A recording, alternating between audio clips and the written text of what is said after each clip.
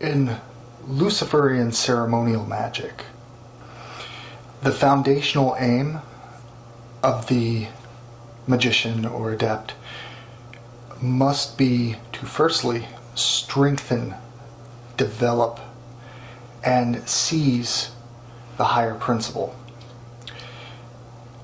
This is basically the will in a reflection to the attainment of the knowledge and awareness of your daemon, the true will. The concentration of the higher principle is not a sudden or abrupt occurrence, but essentially gradual, and it's given force by the discipline that you cultivate or diminish. The higher principle, the true will, is symbolized in our tradition as the morning and evening star, or Venus. This is Lucifer, the bringer of light. To us, illumination and light is the potential of deified consciousness, of awareness, and the self-accountability of your potential, your aims. So in Luciferian Magick, the primary foundation first is the establishment of your determination of initiation, self-initiation, and ritual performance, ceremony, in placing upon the robe, is to separate yourself in a ceremonial way from the daily mundane, non-spiritualistic aspects. Everything you do in the ritual chamber is a compelled union of will, desire, and belief, thus is commanding, as you are your own God in creating and shaping your future. Your invocations, your ceremonies, your practices of ensorceling,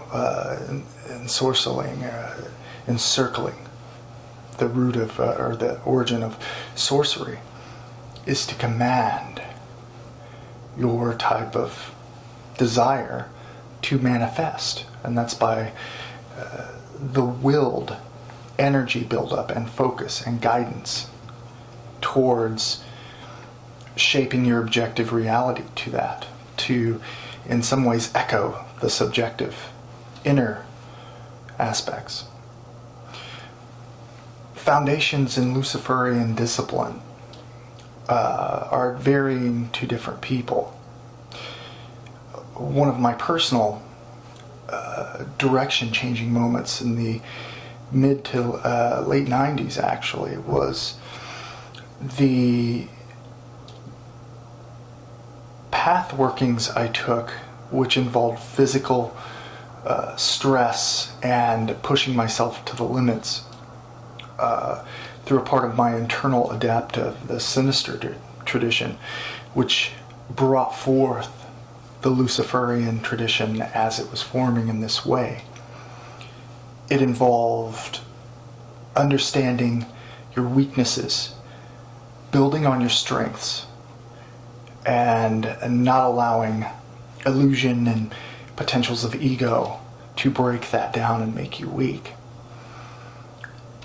The earliest activities of the Luciferian, therefore, are to build a discipline, a routine, a habit towards changing specific thought patterns and doing things and thinking as someone who is aware that decisions you make will have reoccurring results, good or bad.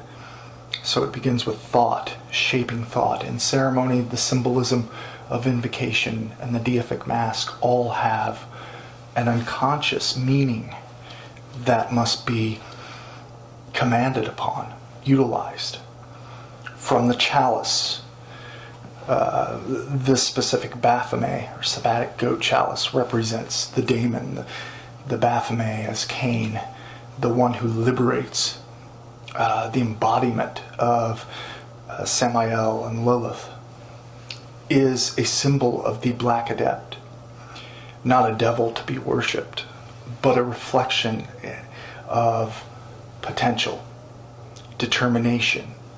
The two serpents, the caduceus of health, fertility of mind, of body, of Tai Chi, good fortune.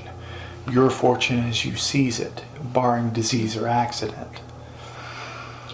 The chalice, therefore, is an affirmation of self-indulgence, but also offering to the daemon within, as in drinking from the chalice, pouring libations with a phial or a bowl to a specific deific mask during invocation or hymn, is to honor that potential within yourself, within nature, the harmonizing of that. The Hermetic tradition refers to theurgy, and then there's Goetia. Theurgy is connecting yourself with the elements and your daemon to compel the deific mass, the energy behind that, to act according to your will. This is Luciferianism.